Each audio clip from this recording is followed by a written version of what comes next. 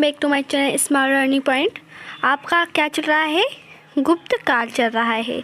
और यह जो गुप्त काल चल रहा है इसका हम आपको सेट नंबर यहाँ 3 करवाने जा रहे हैं। क्या सेट नंबर आपको 3 करवाने जा रहे हैं? इससे पहले मैंने 1, 2 कंप्लीट कर दिए हैं।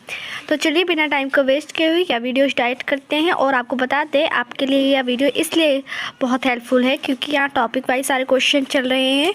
और आपको ये भी बता दें, यहाँ ऐसे क्वेश्चन आपको बताए जा रहे हैं जो कि एग्ज़ाम में काफ़ी बार देखने को मिलते हैं। तो किस टॉपिक से कितने क्वेश्चन किस तरीके से देखने को मिलते हैं, सारे क्वेश्चन आपको इन्फॉर्मेशन दिए जाते हैं।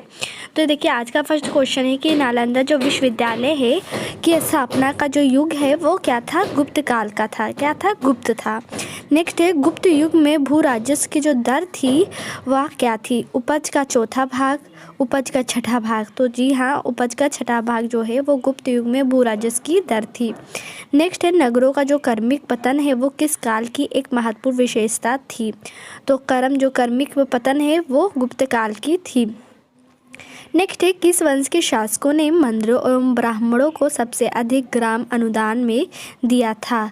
तो यहाँ देखिए, यहाँ है गुप्त वंश ने, तो राइट हो जाएगा। देखिए किस वंश के शासकों ने मंदिरों एवं ब्राह्मणों को सबसे अधिक ग्राम अनुदान में दिया? तो गुप्त वंश ने दिया था। नेक्स्ट है दिल्ली के मेहरौली में कुव्वत उल इस्लाम मस्जिद के प्रांगण में स्थित प्रसिद्ध लौह स्तंभ किसकी स्मृति में है? अशोक के, चंद्र के? तो चंद्र के स्मृति में है। मतलब यहाँ कह रहे हैं कि मतलब याद में है। तो यहाँ है कालिदास द्वारा रचित जो मालविकाग्निमित्र नाटक है, नाटक का नायक था पुष्यमित्र शुंग था कि गौतमी पुत्र सातकर्णी था, अग्निमित्र था? तो कालिदास द्वारा रचित मालविकाग्निमित्र नाटक का नायक अग्निमित्र था। नेक्स्ट क्वेश्चन है समुद्रगुप्त की सैनिक उपलब्धियों का वर्णन उसके किस अभिलेख में उपलब्ध है? एरड़ के, गया के, कि नालंदा के, कि प्रयाग में? तो समुद्रगुप्त के सैनिक उपलब्धियों का जो वर्णन है वो किस अभिलेख में उपलब्ध है? प्रयाग में उपलब्ध है। नेक्स्ट है निम्नलिखित में किस काल में स्त्रियों की पुरुषों की बराबरी थी? तो यहाँ ऑप्शन ए है गुप्त काल में। तो किस काल में स्त्रियों की जो है वो पुरुषों की बराबरी थी? गुप्त काल में। ठीक है। नेक्स्ट है कौन सा राजवंश हूणों के आक्रमण से अत्यंत विचलित हुआ? ऑप्शन है मौर्य, रॉन्ग है। कुषाण, ये भी रॉन्ग है। गुप्त इज द राइट ऑप्शन हो जाएगा। तो कौन सा राजवंश हूणों के आक्रमण से अत्यंत विचलित हुआ? वो था गुप्त। नेक्स्ट निम्नलिखित में से कौन सा नाटक कालिदास ने नहीं लिखा था? मालविकाग्निमित्र भी कालिदास की है, अभिज्ञान शकुंतलम भी कालिदास की है, विक्रमोर्वशीयम भी है, जानकी हरण नहीं है। तो ये हो जाएगा। तो अगर आपका तीनों में से अगर पूछता कि इसमें से कौन सा है, तो विक्रमोर्वशीयम भी है, अभिज्ञान शकुंतलम भी है, मालविकाग्निमित्र भी है, जानकी हरण नहीं है। अजंता गुफाओं की सरीखी जैसी गुफाएं मध्य प्रदेश में कहाँ है? तो बाघ मतलब धार में है। ठीक है।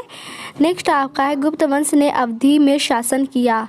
ऑप्शन है 319 से 500 ईस्वी में। ठीक है, A option is the right option है। नेक्स्ट है बाल विवाह की जो प्रथा थी वो आरंभ हुई थी मौर्य काल में, कुषाण काल में, गुप्त काल में? तो गुप्त काल में हुई थी। तो इसका मतलब है जो बाल विवाह है ना ही मौर्य काल में शुरू हुआ, ना ही कुषाण काल में, ना ही हर्षवर्धन के काल में। किस में आरंभ हुआ? गुप्त काल में आरंभ हुआ। नेक्स्ट है सोने के सर्वाधिक सिक्के किस काल में जारी किए गए? कुषाण काल में, गुप्त काल में?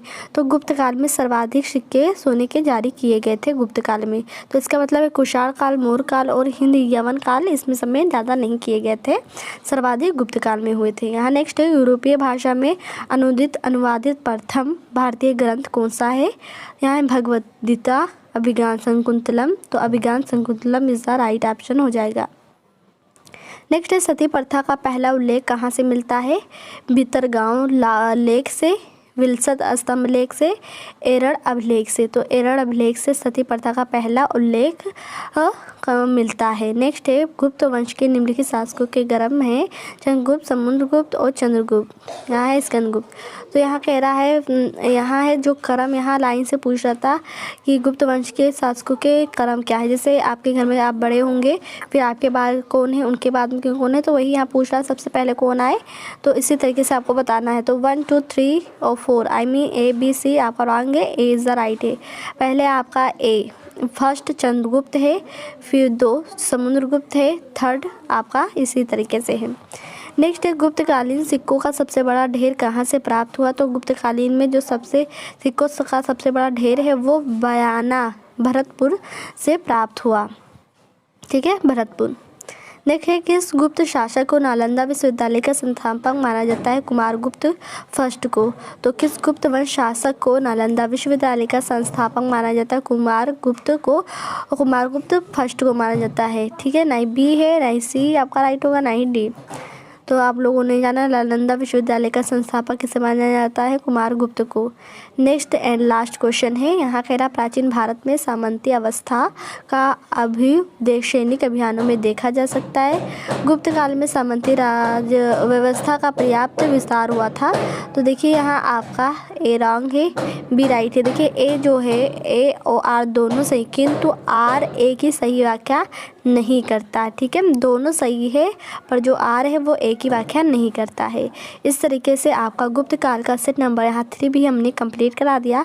तो गुप्त काल जो टॉपिक है आपका हिस्ट्री में, तो इस तरीके से क्वेश्चन पूछा जाता है। और ये जितने भी मैं क्वेश्चन बता रही हूँ ये काफ़ी बार एग्ज़ाम में देखने को मिले, यूपीएसआई, यूपीपी हो या एसएससी जीडी हो या अदर कंपटीशन हो, तो ये ज़्यादा क्वेश्चन देखने को मिलते हैं।